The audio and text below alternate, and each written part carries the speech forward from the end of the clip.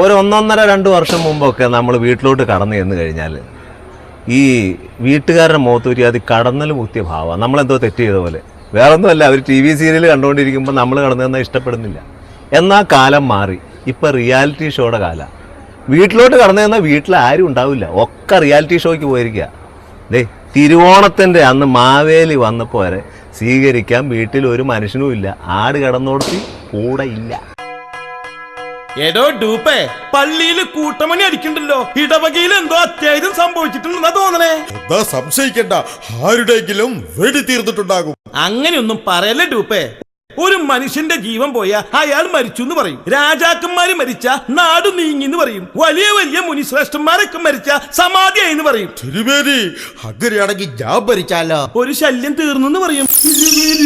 എന്തേ? അല്ല, മരണ വീടായിട്ട് ഇവിടെ ആള് അനക്കൊന്നുമില്ലല്ലോ.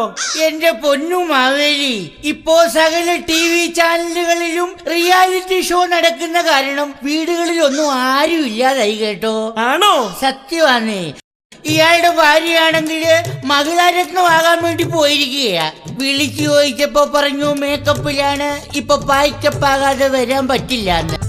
പിന്നെ മൂത്ത മോനും ഭാര്യയും അവര് ശ്രീമാൻ ശ്രീമതി എന്ന പരിപാടി അവതരിപ്പിക്കാൻ പോയി. പിന്നെ ഏറ്റവും ഇളയ 2 ആൺമക്കളാണെങ്കിൽ മിന്നും താരം എന്ന പരിപാടിയിൽ പങ്കെടുക്കാൻ പോയി. അല്ല ചേട്ടാ, ഈ സ്വന്തക്കാരും ബന്ധുക്കാരൊക്കെ അവിടെ നിൽക്കട്ടെ, ഈ അയൽവക്കക്കാരൊക്കെ അവിടെ പോയി. അവരോ? കൊള്ളാം. അവരൊക്കെ ഈ വക പരിപാടിക്ക് ഓഡിയൻസായി കൈയടിക്കാനും ചിരിക്കാനും ഒക്കെ പോയിരിക്കുകയാ. അപ്പൊ ചുരുക്കി പറഞ്ഞ മരിച്ച ആളുടെ ബന്ധുമിത്രാദികളെ കാണണമെങ്കിൽ TV തുറന്ന് നോക്കണല്ലേ? വേണമെങ്കിൽ. ആട്ടെ, ഈ കൊച്ചൗസപ്പ് എങ്ങനെ മരിച്ചേ? അത് പറയാതിരിക്കുക ഭേദം. ഇയാൾ ഈ വയസ്സാം കാലത്ത് സൂപ്പർ ഡാൻസർ എന്ന പരിപാടി പങ്കെടുക്കാൻ വേണ്ടി കമലഹാസന്റെ സാഗര സംഘം എന്ന സിനിമയിലെ തകിട തകിമി തന്താന എന്ന പാട്ട് കിണറിന്റെ വക്കത്ത് നിന്ന് പ്രാക്ടീസ് ചെയ്തതാ. എന്നിട്ട് ചിന്താന എന്നും പറഞ്ഞ് കിണറ്റിലേക്ക് വീണു. കുഞ്ചി ഒടിഞ്ഞു മരിച്ചു കേട്ടോ. എന്റെ ഈശ്വര, എന്നിട്ട് ബോഡി എങ്ങനെ കറ്റിന്നെടുത്തേ? ആ സമയത്ത് ക്രൈം ഫയലുകാര് ഷൂട്ടിങ്ങിനാന്ന് പറഞ്ഞ് അതുവഴി വന്നു. അവര് പൊക്കി എടുത്തു കേട്ടോ. അവർക്കൊരു എപ്പിസോഡ് കിട്ടിയെന്നും പറഞ്ഞ് തുള്ളിച്ചാടിയാ പോയത്. ആവു, മരിച്ചിട്ടാണെങ്കിലും കൊച്ചൗസാപ്പേട്ടന് TV-യിൽ മുഖം കാണിക്കണമെന്നുള്ള ആഗ്രഹം സാധിച്ചല്ലോ. ഞാനൊരു കാര്യം പറയാം, ഇപ്പൊ ക്രൈം ഫയലുകാര് മാത്രമേ ഈ സംഭവം അറിഞ്ഞിട്ടുള്ളൂ. ഇനി കണ്ണാടി, FIR, ഉള്ളറ, അണിയറ, സാക്ഷി, ഈ വക ടീമുകളൊക്കെ അറിഞ്ഞും കേട്ടും എപ്പിസോഡാക്കാൻ എത്തും മുമ്പ് ഇദ്ദേഹത്തിന്റെ ശവസംസ്കാരം നടത്തണ്ടേ ചേട്ടാ? ശവം 5 മണിക്ക് എടുക്കാമെന്നാണ് അച്ഛൻ പറഞ്ഞിരിക്കുന്നത്. ആഹാ, ദേ പറഞ്ഞു തീർന്നില്ല കേട്ടോ, അച്ഛൻ വരുന്നുണ്ട്. അച്ഛോ, ഈശോ മിശിഹായ്ക്ക് സ്തുതിയായിരിക്കട്ടെ കേട്ടോ. സ്തുതിയൊക്കെ അവിടെ നിക്കട്ടെ. പത്രോസേ, നിന്റെ കാണാൻ ഞാൻ കാത്തിരിക്കുകയായിരുന്നു. എന്താ അച്ഛാ കാര്യം? നീ നിന്റെ ഭാര്യയെന്നും അടിക്കാറുണ്ടല്ലേ? എങ്ങനെ അടിക്കാതിരിക്കും അച്ഛോ? ഞാൻ എന്തെങ്കിലും പറയും, അവൾ അതിന്മേൽ കയറി പിടിക്കും, അതങ്ങോട്ട് വലുതാകും, പിന്നെ അടിയിലേ അവസാനിക്കൂ.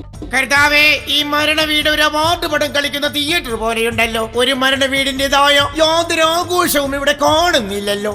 കൂട്ടക്കരച്ചിലില്ല, നെഞ്ചത്തടിയില്ല, മൂക്കു പിഴിച്ചിലില്ല. അറ്റ്ലീസ്റ്റ് വീടിന്റെ പുറകിലുള്ള വെള്ളമടി പോലും കാണുന്നില്ല. ഇങ്ങനെ വിഷമിച്ചിട്ട് കാര്യമില്ല അച്ചോ.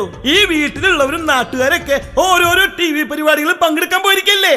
സത്യം പറയാമല്ലോ എന്റെ മാതൃവേലി, അല്ല മാവേലി, ഈ വക പരിപാടികളൊക്കെ തുടങ്ങിയതിൽ പിന്നെ പള്ളിയിൽ പോലും ഇടവക ജനങ്ങളെ കിട്ടാതായി. എന്തിനേറെ പറയുന്നു, വന്നിപ്പോൾ കുമ്പസാരം വരെ SMS വഴിയാക്കി മാറ്റിയില്ലേ ഈ കശ്മലന്മാർ. അത് കൊള്ളാൻ എനിക്കിഷ്ടായി.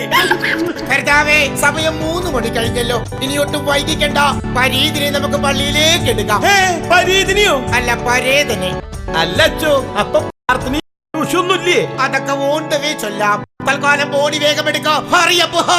ഓ, എന്താ അറിയിപ്പ്? എല്ലാവരും അറിയിച്ചതാന്നേ. അറിയിച്ചവരൊന്നും വന്നിട്ടുമില്ല. ഹറിയപ്പ് എന്ന് പറഞ്ഞാൽ വേഗമാകട്ടെ എന്നാണ്.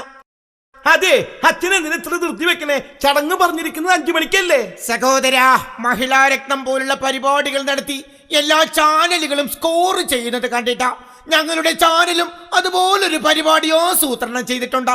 ലോഹക്കുള്ളിൽ മുരടിച്ചു കിടക്കുന്ന വൈദികന്മാരുടെ കലാഹൃദയങ്ങളെ തൊട്ടുണർത്താൻ വൈദികന്മാർ നടത്തുന്ന ഒരു റിയാലിറ്റി ഷോ, വൈദിക രത്നം 2007. അത് കൊള്ളാലോ. ആട്ടെ, എന്താ നിങ്ങളുടെ പ്രൈസ്? ഒന്നാം സമ്മാനം 40 ലക്ഷം രൂപ വില മതിക്കുന്ന ഒരു അരമന. അച്ചോ, അതൊരു മെനകെട്ട കുടുപ്പായി പോയി കേട്ടോ. കൊടുക്കുമ്പോ ഒരു മനയായിട്ട് കൊടുക്കണം. വെറുതെ അരമന കൊടുത്ത് ചാനലിന്റെ വില കളയല്ലേ. കൺമുമ്പിൽ നിന്ന് പോടാ മെന കെട്ടവനെ. അരേതാ അരമന ഏതാന്നറിയാൻ പാടില്ലാത്തവൻ. പറഞ്ഞു നിൽക്കാൻ നേരമില്ലോ. ഷൂട്ടിംഗ് കഴിഞ്ഞിട്ട് എനിക്ക് കോവളത്തിന് കല്യാണത്തിന് പോകണം. ചെന്നില്ലെങ്കിൽ അവർ മേടയിൽ കയറി വന്ന എന്റെ മോന്തക്കെട്ട് മേടും. അത്രക്ക് ഡീസന്റ് ടീമാണ്.